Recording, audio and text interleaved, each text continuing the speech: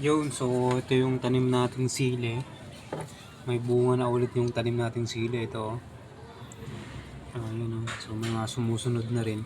Pero ang problem ko dito guys, lagyan ko ng mga pinagbalatan ko, pinabulok ko na lang dyan. Ang problem natin dito guys,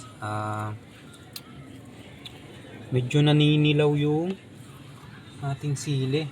Yung dahon niya. Tingnan nyo. Ayun.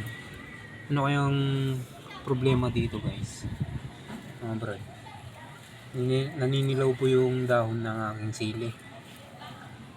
Comment naman kayo kung ano yung pwede kong gawin dito, kasi gusto ko pang mabuhay ng matagal tong sili ko dito sa apartment.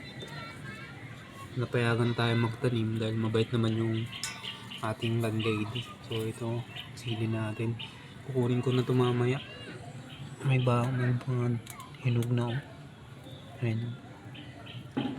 Transfer na natin. Yun lang.